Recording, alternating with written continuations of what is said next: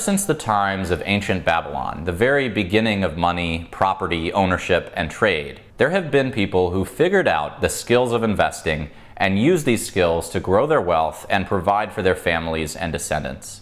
This has been true in every century throughout recorded history. So just like you would with any skill, you learn investing and wealth management through good, consistent practice. Times and circumstances may change, but the truth is that the fundamentals of good wealth management and accumulation are based on principles that transcend time.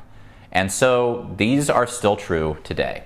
There are countless books that have been written on the subject of how to invest.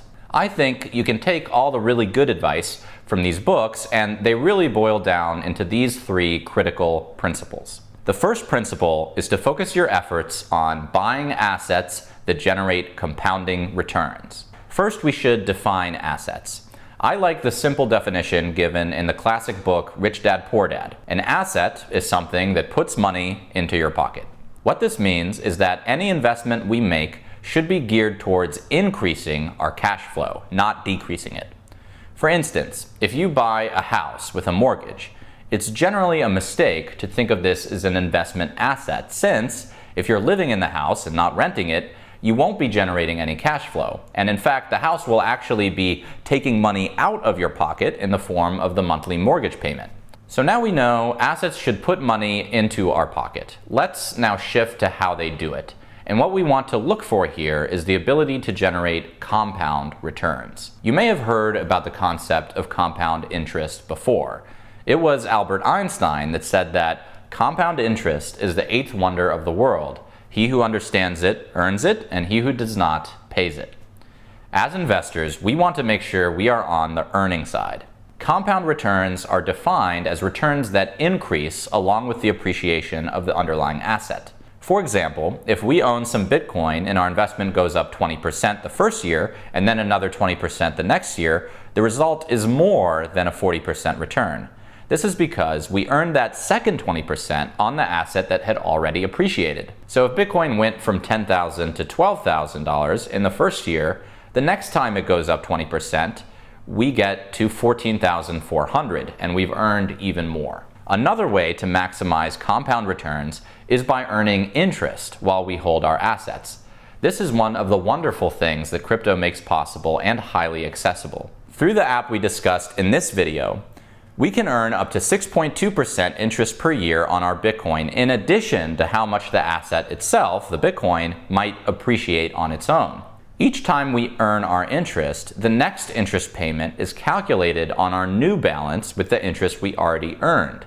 And that means that our returns will compound over time. So we want to focus on buying assets that put money into our pocket and have the ability to generate compounding returns over time. Great. Now let's look at the second principle. The second principle is to always have a plan. This is one that unfortunately very few investors follow. The first step to having a plan is to know yourself and your goals. That means knowing your time horizon and your risk tolerance, which we talked about in detail in the last video. It also means setting some tangible goals for your investment. Setting clear goals will help you stay rational, calm, and confident in the market. There are really two sets or levels of goals you should definitely have in mind as an investor. The first, highest level goal is your personal financial goal. What does a good retirement look like for you? How much passive income from your investments will you need to reach that retirement the way you want to? And how much risk can you take with the money you can afford to lose?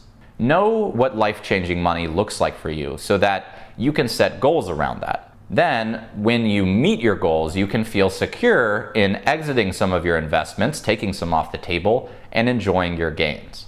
The second type of goal is more specific. It's an investment level goal.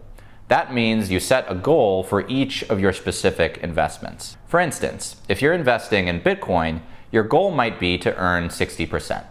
If Bitcoin increases by 60%, you will be comfortable selling some as you've met this goal for your investment. That said, it can be okay to change these types of investment level goals, provided it's done with careful reasoning and not spur of the moment. For example, if over time our investment thesis on Bitcoin changes, perhaps because we've learned some new information, We may, after some careful consideration, decide to increase or decrease our price target for the asset. This is an example of an acceptable way to change our investment level plan. On the other hand, if we're caught up in the euphoria of making money while the price is going up, and we raise our price target because we are craving more and scared of missing out if it goes higher, this is an example of when it's probably not a good idea to change our plan.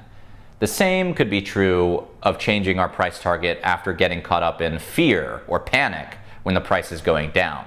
A good shortcut to know whether we are changing our plan for a good or bad reason is to examine how much emotion is coming into play in our decision. In our last example, euphoria and fear are both highly emotional responses. The market tends to punish investors that make emotional decisions. After all, when you're overly emotional, you are much less likely to act rationally. Now, it's inevitable to feel these emotions at times of extreme market movements, and they always happen sooner or later. So, what can we do to make sure they don't affect our decision making? Well, I think the best way to combat this is by having a plan. A plan that we think out ahead of time when we are in an objective state that we know we can fall back on in times of uncertainty or high emotion.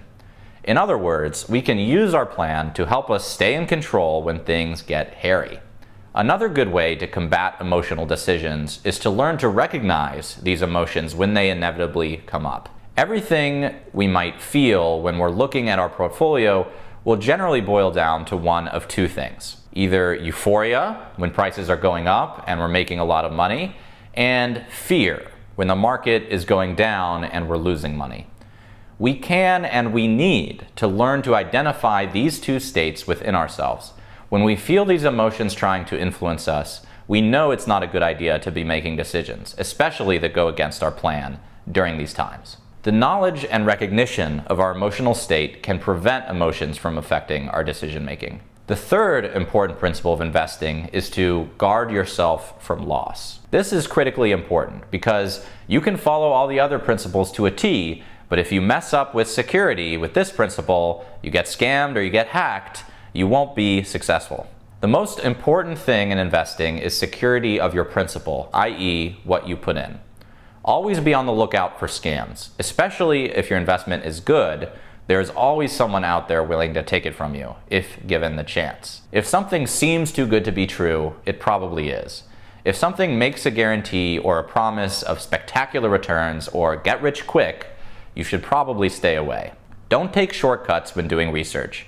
Don't trust people who don't know or that don't have a good understanding of what they're talking about. If you're not sure, check their credentials. If you can't find any credentials on them, like a LinkedIn profile for instance, you must be conscious of the magnitude of risk this adds to the investment. In situations where you don't know who or what is actually behind the investment, it's probably best to just stay away.